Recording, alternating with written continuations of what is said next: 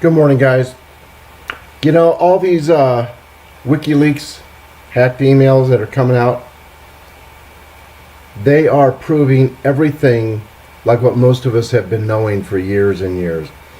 Some of you made a comment about the shadow government, so I looked into it. Fascinating, really. Now, we've all known about the shadow government, right?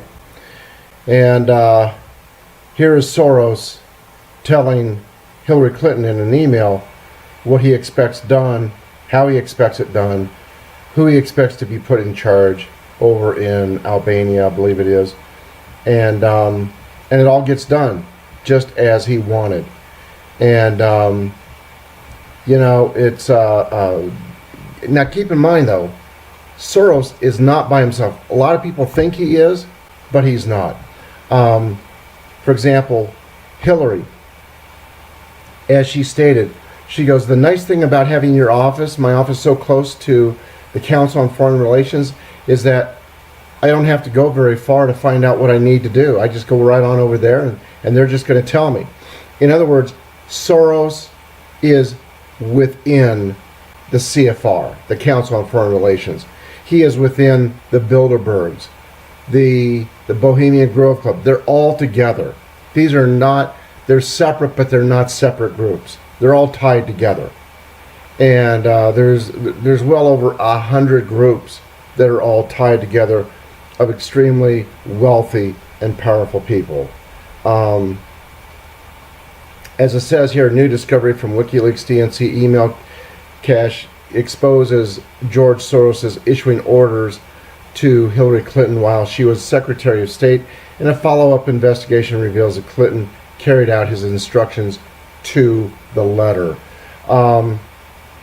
Moving on, Huma Ahmadine implicating Hillary Clinton in the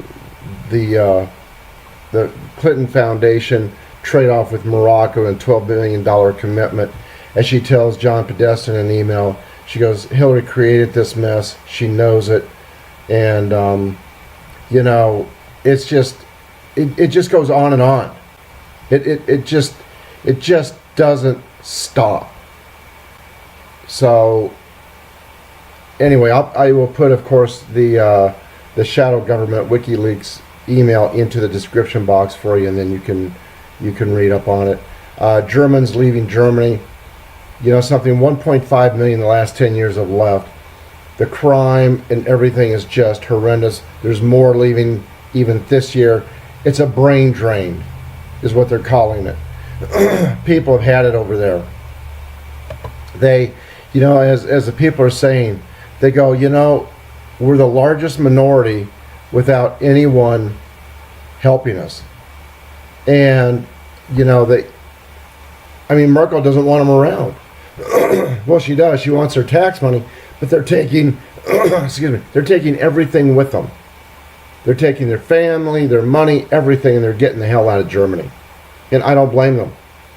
Germany's becoming a hellhole. So is France.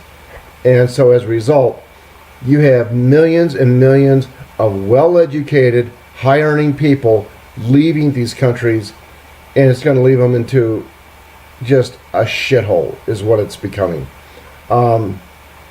Let's go over some headlines here. Last night, they say Trump and Clinton lit into one another at the Al Smith roast. You know, I couldn't even stand to be in the same room with that woman. I would light her up. Would I light her up? Oh, goodness. Anyway, moving on. Hillary knows it takes a village, Trump says.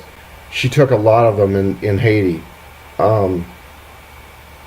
The Haitians, there are so many Haitians. Of course, if they went over there again, the government would protect them because the government's in cahoots with the Clinton Foundation. Hillary says Trump looks at the Statue of Liberty and sees a 4 or maybe a 5. She will not ever. She will put it off on the shit that don't even matter.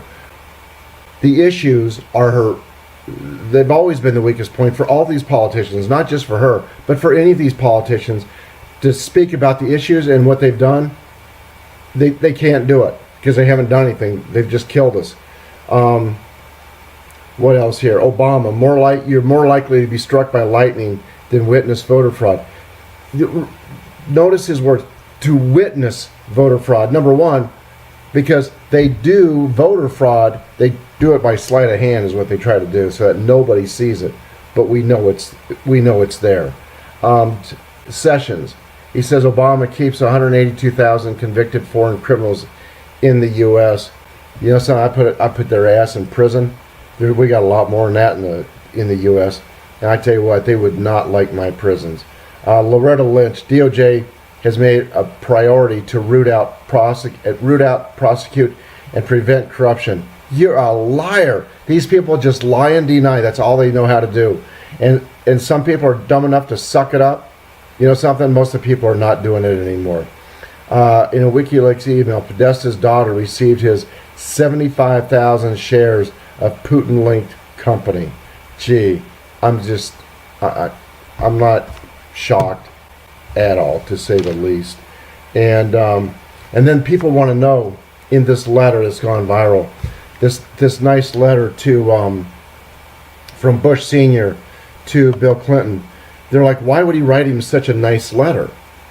You know, I mean, Clinton beat him, right? What people don't understand is this.